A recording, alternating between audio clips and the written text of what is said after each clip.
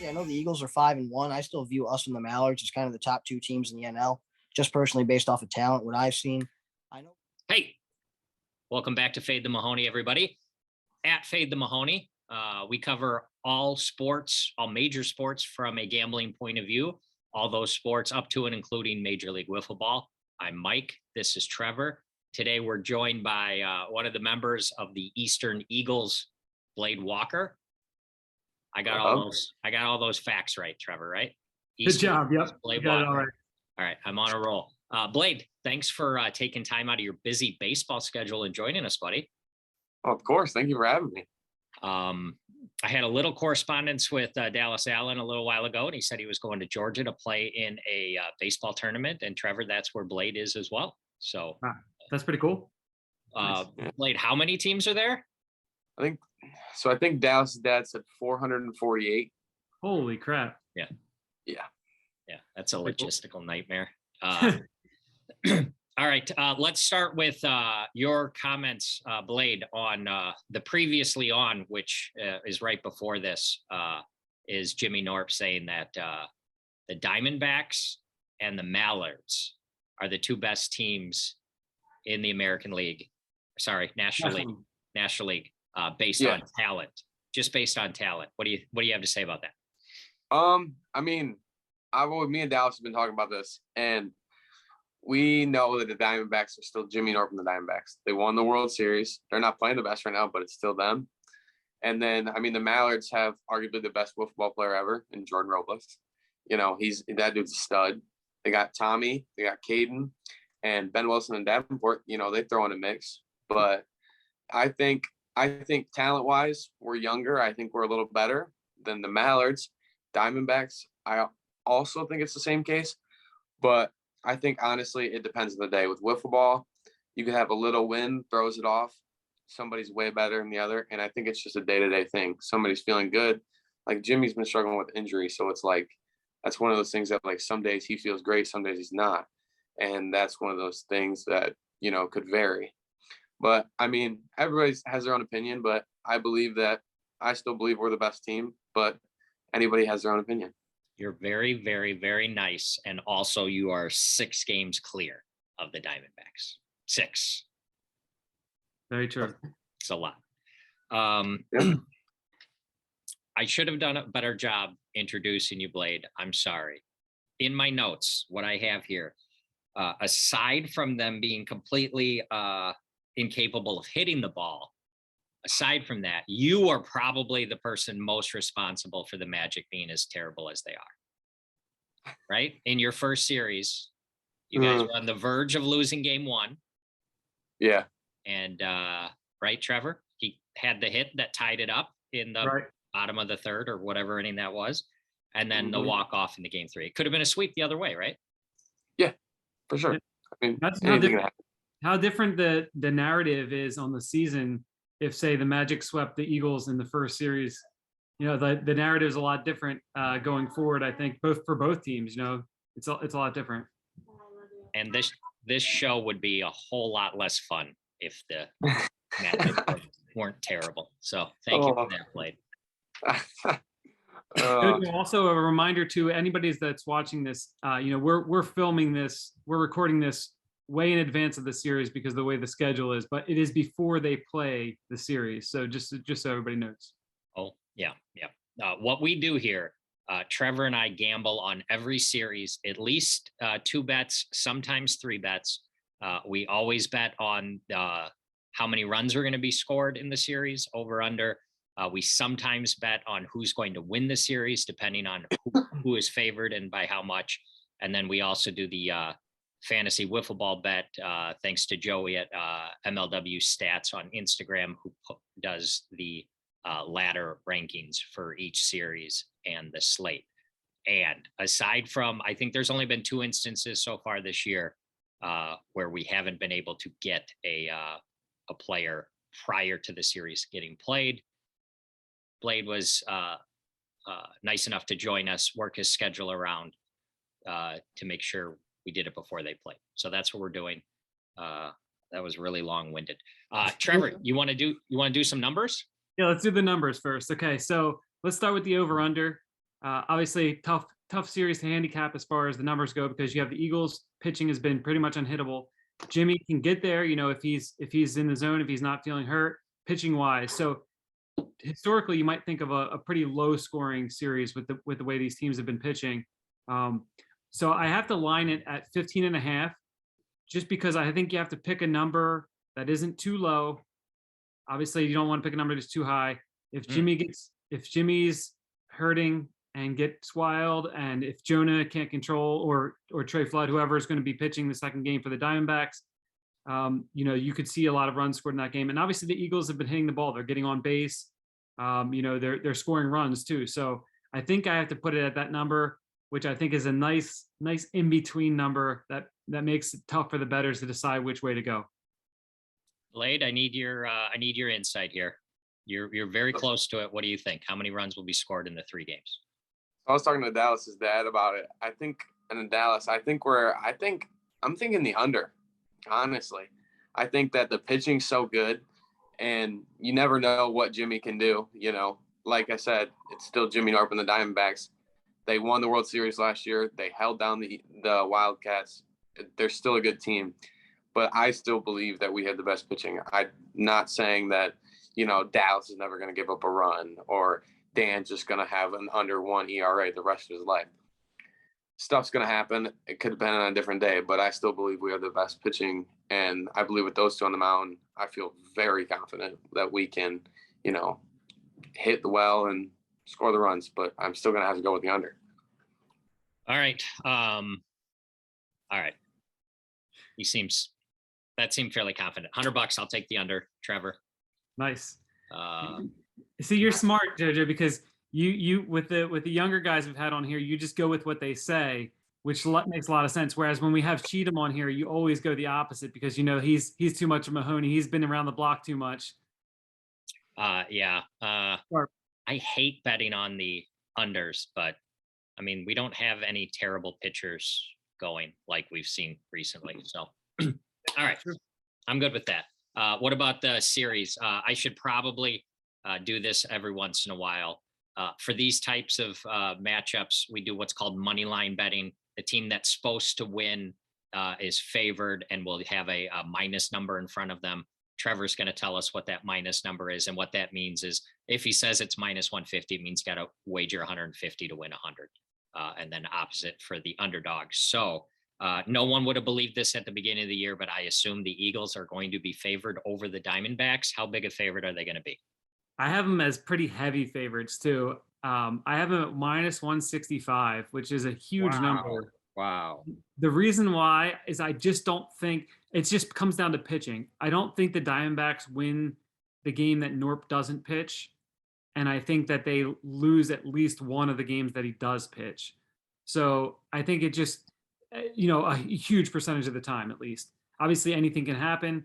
The Diamondbacks can come out like the team they were last year. Jimmy could come out looking flawless, but he's got a lot of different things working against him right now. I mean, we've talked to him, a couple times, and you've seen in the series that he's played coming down awkwardly on those pitches. And not only is it just the injuries, but it also is how he has to pitch because of the injury.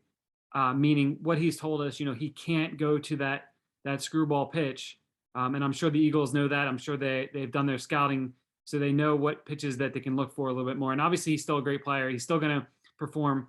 But the Eagles have all the momentum right now. And I think that the betting line shows that. Wow. I think this might be the second biggest favorite you've posted all year. I think we had a 175 at one point. Yep. Was that one lost too, I think. Wildcats Predators, I think. Was that I think so, yeah. Yeah, I lost on that one. I laid the lumber. Blade, no disrespect. I'm gonna take the big number, Trevor. All right. Additional bet. We don't always do this. I'll take the Diamondbacks. Jimmy said they're going to shorten up their roster. Jonah's definitely pitching this second game. And if you all remember from our slate preview, Trevor, who was the number 1 player selected in the slate draft? Do you remember? Yes, I do remember. I believe Jason Chadwick went with Jimmy Norp. Yep. So Chadwick can't get everything wrong. So I'm going to go with that. All right, so we've got 2 bets. Third bet is the ladder bet. Blade, this is where you help us out. I don't think I need you to point upward over one of your shoulders real quick.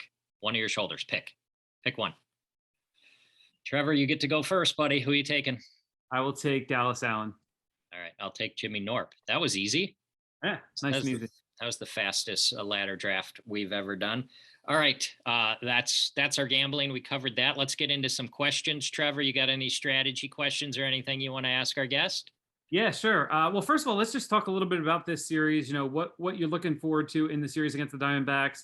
Have you ever faced against the Diamondbacks? I can't remember if you got to any at bats against them last year. No, because what had happened was it was Mother's Day when we played them last year. I was really supposed to have like a big old fancy thing and go out like with our family for my mom and everything.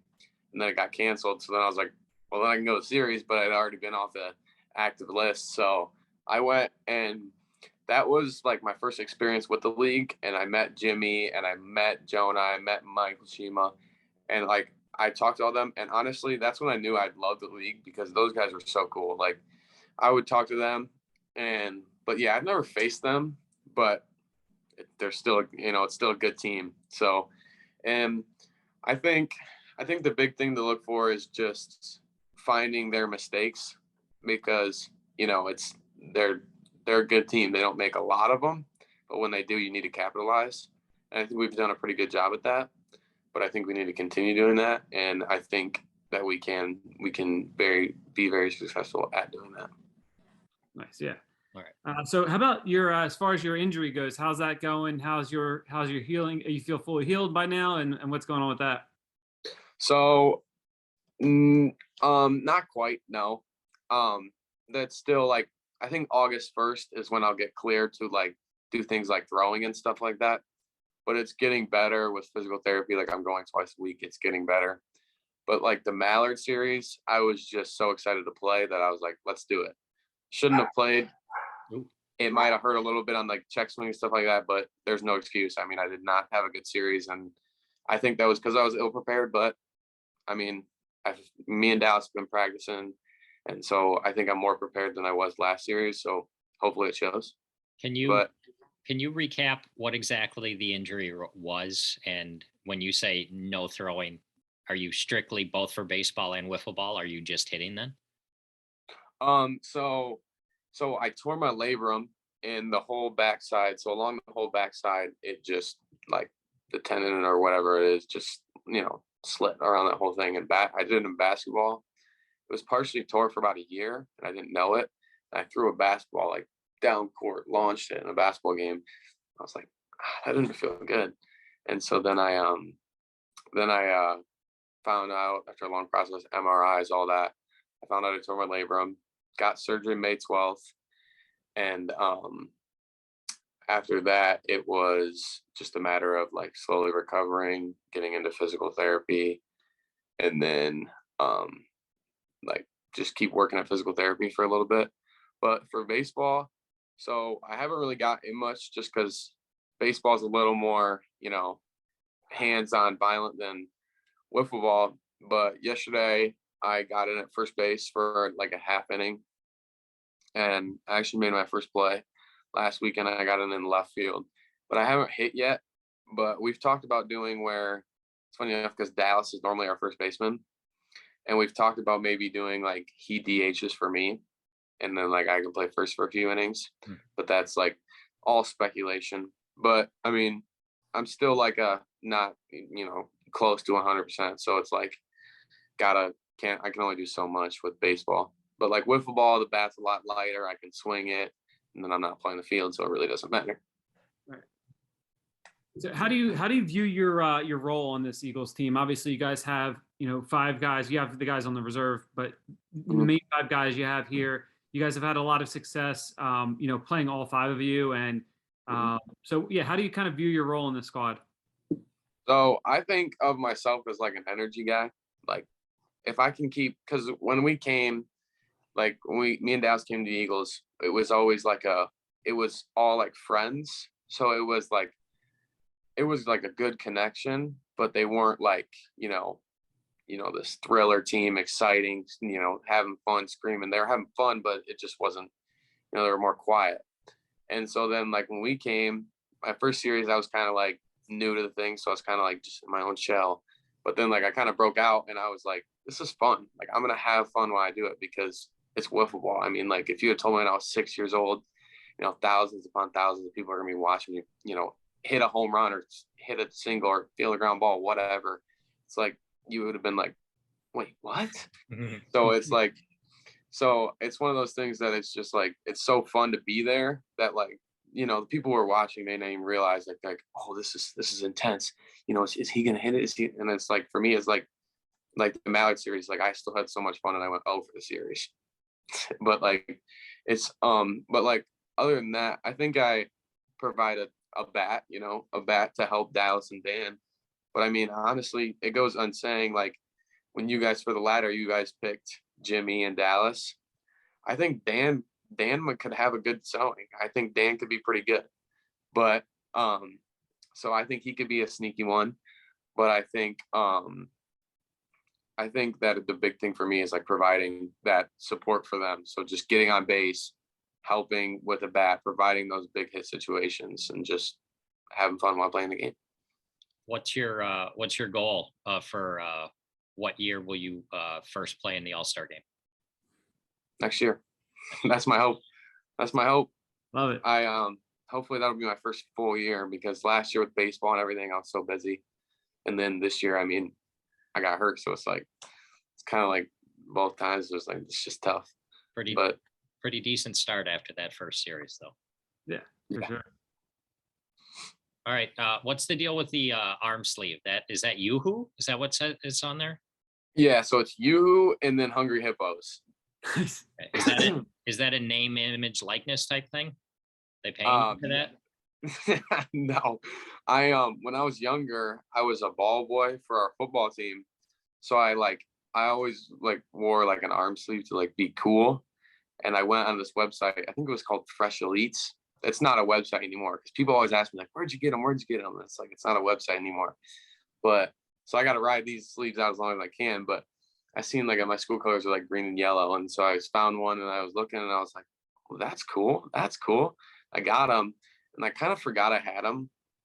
And then I wore them to the wiffle ball tournament, the wiffle in the mitten, when the second year I went with Dallas when we won it. And Drew Davis came up and I was wearing one at the time, and I showed him the other and I asked him if I could wear both, or if I should wear both if we make the championship, which we did. We won it. But he was like, yeah, do it. And then it's kind of just stuck ever since, because it's kind of like, I don't know, it's just a piece of me having fun. I feel like that's just who I am. Perfect. That's cool.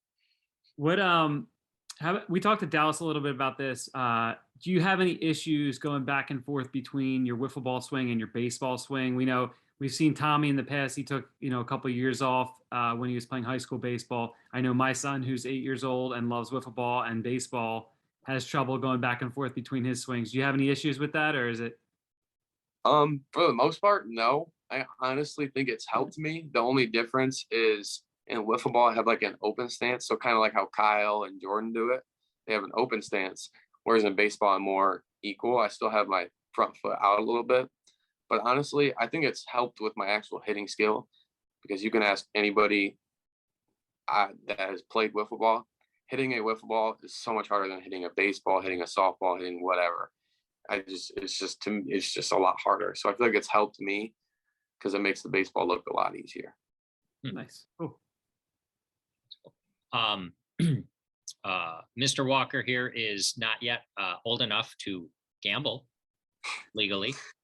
So I've heard you do the fantasy football, just like Dallas when we talked to him. So if you could just give me your quick thought, if you had the number one pick in a fantasy football draft, who is the number one pick this year? I need to start doing a little research, so I'll rely on you. I'm gonna have to go with what Dallas said, Jonathan Taylor. I agree. My gut always tells me every year to go CMC. I didn't do it last year and he got hurt. And so I was like, yep, I just can't pick him. He gets hurt. I don't trust it. All right. Yeah. Well, it's 2 votes for the former Wisconsin Badger. Jonathan Taylor. I'm originally from Wisconsin, so I root for him as well. So that's Yeah. good to know. Trevor, what else you got? You got anything, or are we good? No, I think that's all I got for today. Well, this was really good stuff. Do you know who, off the top of your head, Trevor, do you know who the Eagles finish up with? Magic. No? No, they played Magic already. No, I Predators. don't. Predators. That's right. Okay, that's Is right. is that a pretty cool series? That's going to be a good series. That's slate 5. Well, we will definitely do a slate 5 preview and another draft for that, but I imagine that will be the highlight.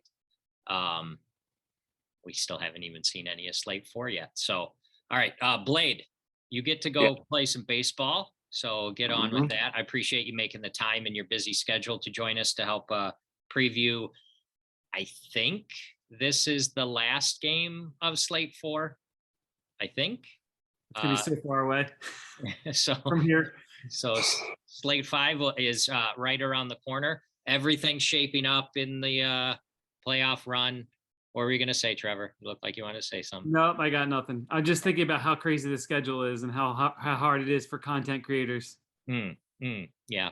Thankfully, Major League Wiffle Ball is the best thing going on YouTube, so it's worth the effort. That's So, true. all right. That's the preview for Eagles Diamondbacks at the time of this recording, 8-1 versus 2-7.